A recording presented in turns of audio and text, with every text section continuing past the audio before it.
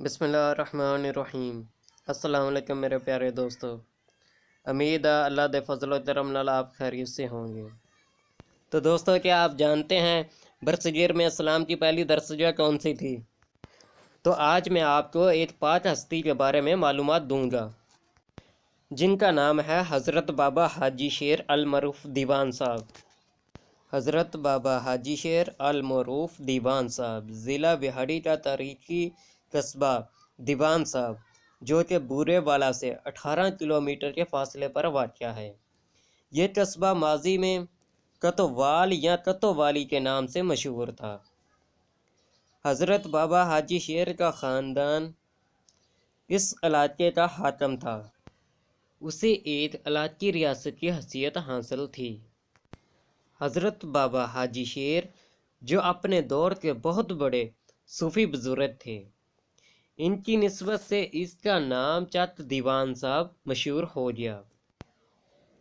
آپ راجہ اسپال کے چھوٹے بیٹے تھے اور اسلام قبول کر کے ولی کے رتبے پر پہنچے۔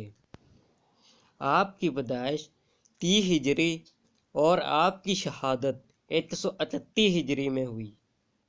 حضرت بابا حاجی شیر کو جنگی قیدی بنا کر مدینہ شریف لے جایا گیا۔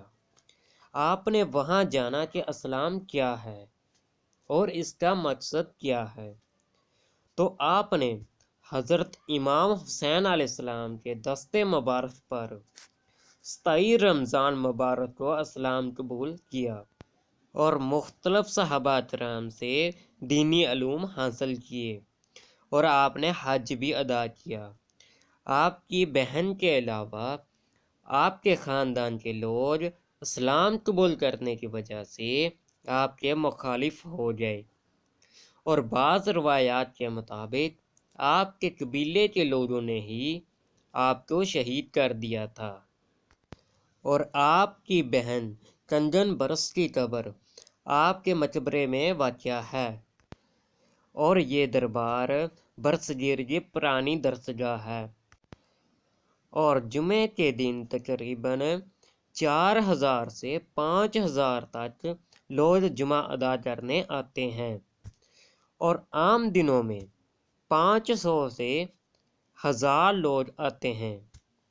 اور دربار حضرت بابا حاجی شیر کے پاس آج بھی 3 پاک ہستیاں کے مقامات موجود ہیں، اور جن میں پہلی وہ جگہ ہے جو بابا فرید نے جہاں پر چلا کیا تھا، اور اس جگہ کو حضرت بابا فرید کی پیدائش کا بھی رتبہ حاصل ہے۔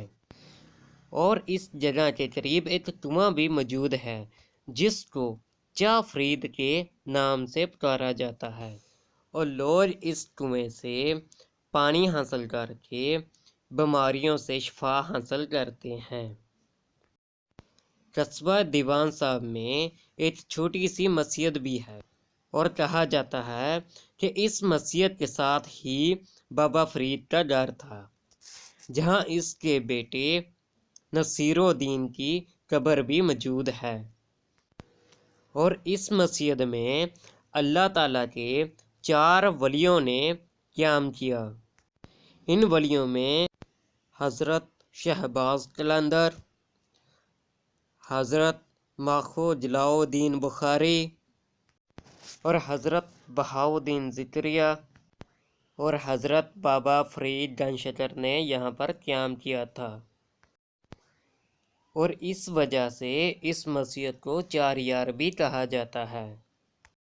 چا فرید کے نزدیک بابا گرو نانک کا گردوارہ بھی موجود ہے، جس میں ایک گنبد اور چاروں کونوں میں چھوٹے چھوٹے مینار بنے ہوئے ہیں۔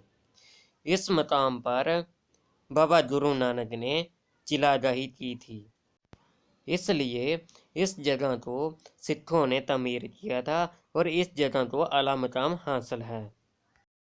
تو دوستو، یہ تھی اسلام کی پہلی درسگاہ کی تاریخ۔ یہ تھی آج کی میری ویڈیو۔ امید ہے کہ آج کی میری ویڈیو آپ کو پسند آئی ہوگی، تو میری ویڈیو کو لائک کریں اور اپنے دوستوں کے ساتھ شیئر بھی کریں، اور چینل کو سبسکرائب کریں، اور اپنے دوست رحمت علی کو اجازت دیں۔ اللہ حافظ۔